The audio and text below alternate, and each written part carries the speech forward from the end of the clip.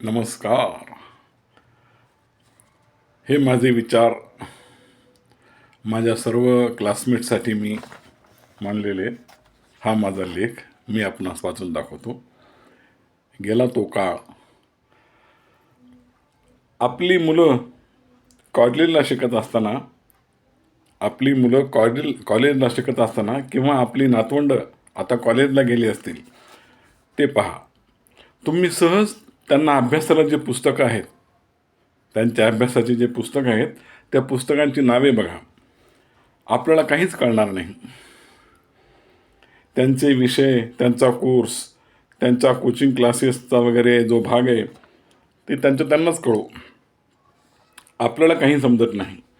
आपण कॉलेजला असताना PUC ते BCom थर्ड इयरपर्यंतची आपल्या अभ्यासाच्या पुस्तकांची नावे अजूनही आठवतात.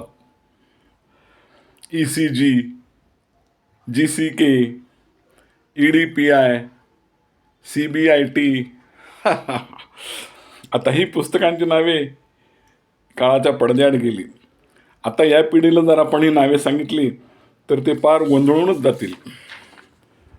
हे कोणते विषय आहेत तो आजोबा, असं ते आपल्याला विचारतील, आपले नातवंड. किंवा अशी कशी तुमच्या पुस्तकांची नावे ग आजी, असं ते विचारतील. बरोबर आहे ना? All ladies gents, am I right?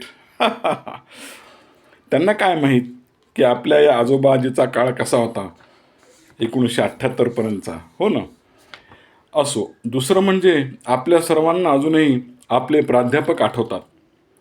डुबे sir, Harne sir, Pokarna sir, Saundale sir, Sarda sir, Giram sir, Suryanarayan sir वगैरे वगैरे. हे सर्व आपले गुरुजन आहेत, गुरुवरे आहेत. या सर्वांप्रमाणेच आणखी एक नाव तुमच्या लक्षात असेल, भंडारी सर. भंडारी, त्यांच्याकडे आपण दररोज ट्युशनला जात होतो. Do you remember all my dears? Yes.